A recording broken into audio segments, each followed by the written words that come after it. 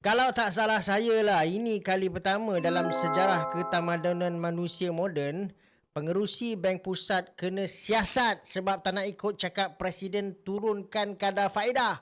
Biar betul. Okay guys, baru-baru ni ada satu cerita yang agak pelik dekat US apabila pengerusi Federal Reserve iaitu Jerome Powell secara terbuka mendedahkan yang Jabatan Kehakiman Amerika Syarikat ataupun DOJ membuka siasatan jenayah terhadap dia kononnya berkait dengan kenyataan kepada Senat tentang kos ubah suai bangunan Federal Reserve. Akan tetapi, perkara ni bila kita tengok memang sangat susah untuk dipisahkan daripada tekanan politik Donald Trump yang kita tahulah dia marah dengan Federal Reserve sebab tak nak potong kadar faedah walaupun sudah ditekan berulang-ulang kali. Okey, cerita dia macam ni. Federal Reserve dekat Washington ada buat naik taraf dua bangunan lama iaitu bangunan A-Class dan juga Constitution Avenue yang dibina sejak era 1930-an. Federal Reserve buat renovation besar sebab isu keselamatan dan juga kesihatan macam asbestos,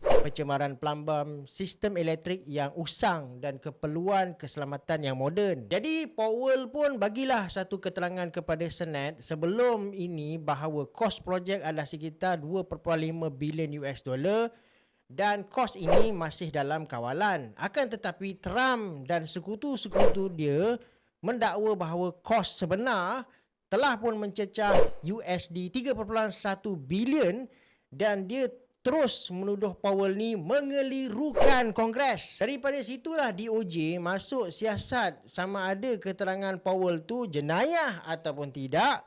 Walaupun ramai penganalisis cakap isu kos bangunan ni cuma alasan teknikal yang digunakan dalam konflik politik yang lebih besar antara Presiden Trump dan juga Bank Pusat. Tapi kan guys, isu sebenar dekat sini kalau kita tengok betul-betul ni bukanlah pasal simen ke, asbestos ke ataupun cost renovation ke. Ini sebenarnya soal prinsip paling asas dalam sistem kewangan moden iaitu kebebasan bank pusat. Sebab kita tahu Trump ni secara terbuka dia nakkan kadar faedah yang rendah dan juga diturunkan untuk meringankan bayaran hutang kerajaan dan merangsang ekonomi jangka pendek. Akan tetapi Federal Reserve bertegas keputusan monetary mestilah berdasarkan data inflasi dan juga keadaan ekonomi, bukannya arahan politik. Bekas pengerusi Federal Reserve sendiri iaitu Janet Yellen, dia sebut situasi ini sebagai extremely chilling dan amaran jalan ke arah banana republic kalau bank pusat iaitu Federal Reserve